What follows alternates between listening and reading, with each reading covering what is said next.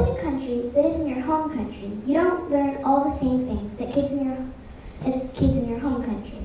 For example, most kids my age in the US probably know the names and locations of all 50 states. I have to admit, I don't. But I did learn how to make mochi, a Japanese rice flour sweet, in preschool. Most people from the US probably don't know how to make mochi. Another example. One morning recently, I heard a news report about how people in an American town couldn't use water in their homes for 5 days because of water contamination. I was surprised. I thought, at least those people have access to water in their homes. Some people in China don't have daily access to water in their homes. Of course, none of us know whether the water is really contaminated or not. If you can afford it, use bottled water or boiled water for drinking and cooking. If people here can live without using purified water, and some of you have probably seen people do it, it makes you wonder why 5 days without running water is front page news. By living in China, I view the story I just told you in a way that some people in my home country would find harder to see. In China, people not being able to use tap water wouldn't be all over the news. But in the US, almost everyone has clean tap water, and so you can't imagine life without it. Or 5 days without it. It's easy to forget that people in different places are in different positions. Sometimes, I hear news from the United States about Japan and China that isn't accurate.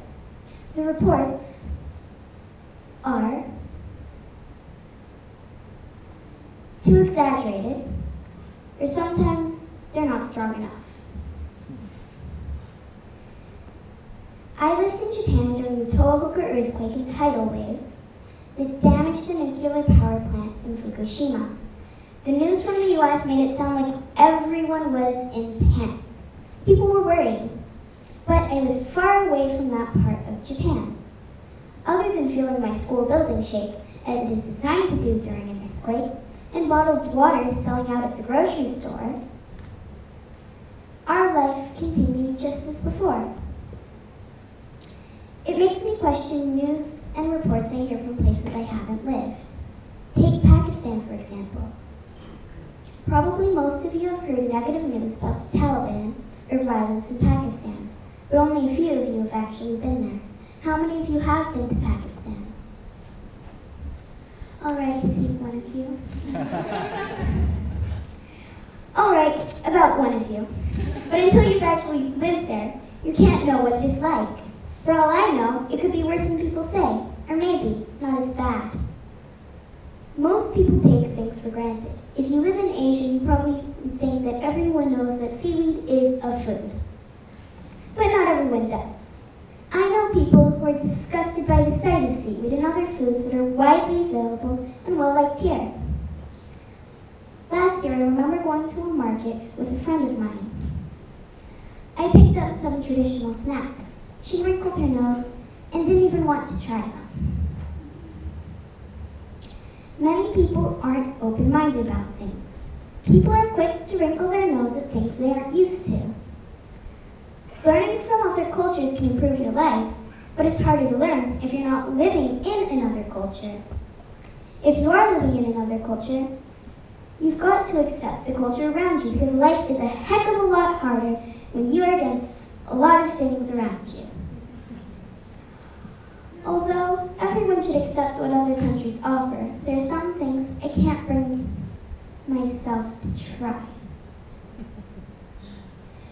Pidan, Chinese preserved eggs, and natto, a kind of Japanese fermented soybean, among them. But no matter how different something is, whether you like it or not shouldn't affect your acceptance of it. You don't have to like it, you only have to respect it. In the end, everyone is different. We will each each like different things. We will each take the different pathways that will form into hundreds of possibilities. Things will become networks that will lead to other things that will become possibilities. You could become a scientist, I could become an artist, and you, way up there, might someday be a teacher. It all depends on the pathway you take and the networks we make.